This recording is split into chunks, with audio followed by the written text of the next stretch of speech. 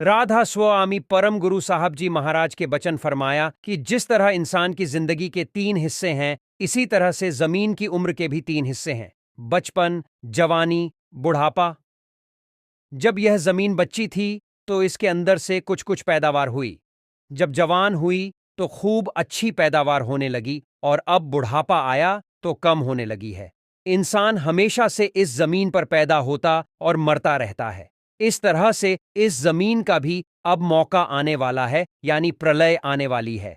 यह वक्त दुनियाओं के सिमटाव का है, और जैसे यह अवतार राम कृष्ण हुए हैं, ये सब दुनियाओं के काम के लिए हुए थे, मगर अब इन सब से काम पूरा नहीं हो सकता, तो संतों का जमाना आया।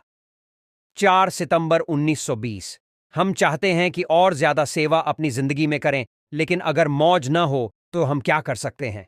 इतना हम जरूर कह देते हैं कि मुसीबतों का जमाना अब शुरू हुआ है, और राधा स्वामी दयाल की तरफ से सब देवी देवताओं आगे पानी वगैरह के नाम परवाने जारी हो गए हैं कि वह अपना काम शुरू करें और अपनी पूरी ताकतें इस्तेमाल में लावें। इसका पूरा असर तखमीनन अंदाजन 30-35 साल में जाकर जाहिर होगा। उस वक्त तमाम हिंदुस्तान की यह हालत हो जाएगी कि हर एक सत्संगी व गैर सत्संगी के मुंह से ये लफ्ज खुद ब खुद निकलेंगे कि अगर 1 घंटा और हुजूर राधा स्वामी दयाल हमारी खबर नहीं लेंगे तो हमारा सबका खात्मा हो जाएगा। उस वक्त राधा स्वामी दयाल अपनी पूरी दया जाहिर करेंगे, और तब लोगों को असली कदर संत सतगुरु की मालूम होगी।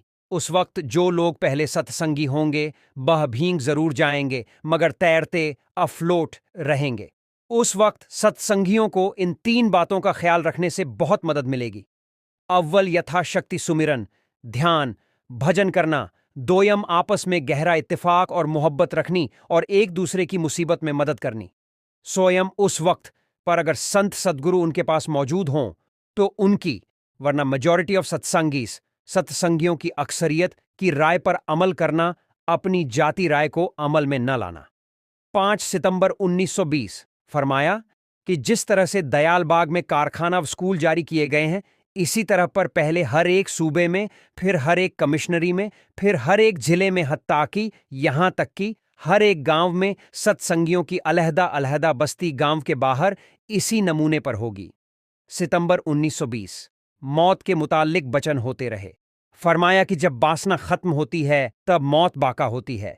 इस बचन से आपको क्या सीख मिली हमें कमेंट में बताइए। यदि आपको बचन अच्छे लगे हो तो वीडियो को लाइक शेयर सब्सक्राइब कीजिए। सभी को प्यार भरा राधा स्वामी